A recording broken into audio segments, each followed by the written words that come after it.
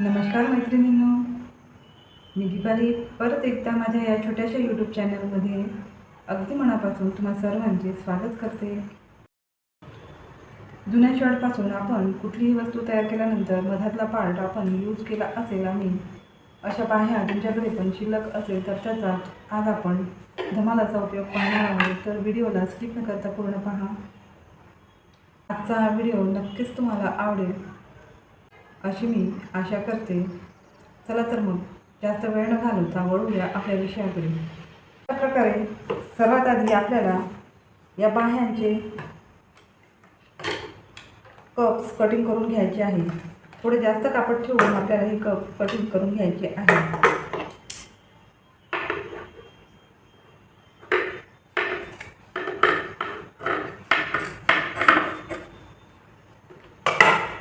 अशाप्रमाणे थोडे जास्त कापड ठेवून मी कटिंग करून घेतलेले आहे. त्यानंतर मधातूनही आपल्याला कटिंग करून या दोन्ही बाह्या ओपन करून घ्यायच्या आहे. अशा प्रकारे मी दोन्ही बाह्या मधल्या भागापासून कटिंग करून ओपन करून घेतलेले आहे. या ठिकाणी बाहीचा शेप आलेला आहे, तुम्ही व्हिडिओमध्ये बघू शकता. खालच्या बाजूने आपल्याला कट आहे तिथून परत आपल्याला अशी सरळ कटिंग करून घ्यायची आहे आणि वरच्या बाजूने हा गोलाकार आपल्याला व्यवस्थित शेपमध्ये देऊन घ्यायचा आहे. मी दोन्ही पार्ट व्यवस्थित सारख्या आकारामध्ये कटिंग करून घेतलेले आहे. बाहीच्या हातावरती इथे कट असतो तिथून खालच्या बाजूने कटिंग करून घेतलेले आहे आणि वरच्या बाजूने बाहीचा शेप आपला जसा आहे तसा त्याचप्रमाणे थोडे व्यवस्थित एकसारखे शेप देऊन कटिंग करून घेतलेले आहे. याला उलटे करून आपल्याला हे दोन्ही पार्ट व्यवस्थित ठेवून स्टिच करून घ्यायचे आहे. प्रकारे वेगळ्या कलरची 3 इंच रुंदीची पट्टी मी कटिंग करून घेतलेली आहे. ही पट्टी आपल्याला आतल्या भागाने अशा पद्धतीने फोल्ड करून या ठिकाणी ठेवून घ्यायची आहे.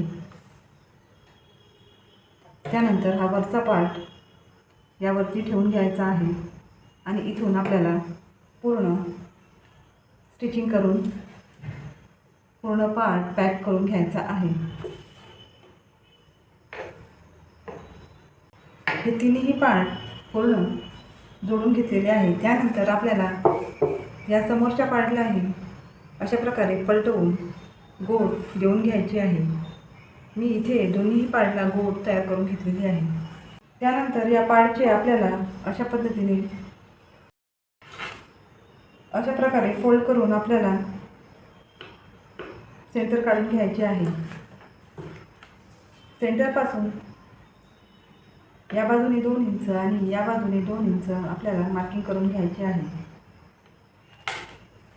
त्यानंतर हे बेल्ट आपल्याला या ठिकाणी जोडून घ्यायचे आहे. अशा प्रकारे आपली ही शॉपिंग बॅग तयार झालेली आहे. हा व्हिडिओ इथपर्यंतच पूर्ण झालेला नाही, त्यामुळे व्हिडिओ पूर्ण पहा. यानंतर मी तुम्हाला एक छान ट्रिक सांगणार आहे. अशा प्रकारे मी दोन्ही हँडल जोडून घेतले आहे. त्यानंतर आपल्याला इथे हे दोन्ही कप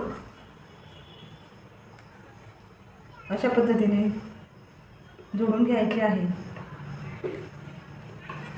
बटनची साईड बटन साईडनेच आली पाहिजे आणि आयची साईड आय साईडनेच आली पाहिजे. अशा पद्धतीने हे दोन्ही कप आपल्याला जोडून घ्यायचे आहे. अशा प्रकारे हे कप्स जॉईन केल्यानंतर आपल्याला या पिशवीचे सेंटर काढून व्यवस्थित ठेवून घ्यायचे आहे. त्यानंतर आपल्याला अशा पद्धतीने मधल्या भागामध्ये चौकोन आकार शिलाई देऊन घ्यायची आहे. हाही पार्ट आपला इकडे ओपन राहील आणि याही बाजूने हा पार्ट आपला ओपन राहील. अशा पद्धतीने आपल्याला या चौकोनावरती पूर्ण टीप देऊन घ्यायची आहे. अशा प्रकारे मी पूर्ण चौकोन शिलाई देऊन घेतलेली आहे। तुम्ही या पिशवीच्या सिंगल पार्टवरती आधी हे कप्स जोडून घ्यायचे आहे, त्यानंतर पूर्ण पिशवी जोडून घ्यायची आहे। मी आधीच जोडून तयार केली। तसे केल्याने हे जोडायला सोपे जाईल, नाहीतर दोन्ही पार्ट यामध्ये जोडल्या जातील। अशा प्रकारे आपली ही खूप मोठी शॉपिंग बॅग शिल्लक राहिलेल्या शर्टच्या बाह्यापासून तयार झालेली आहे। ही बॅग आपल्याला शॉपिंगसाठी खूप उपयोगी पडणार आहे। अशा पद्धतीने दोन्ही बाजूने आपल्याला फोल्ड करून घ्यायचे आहे।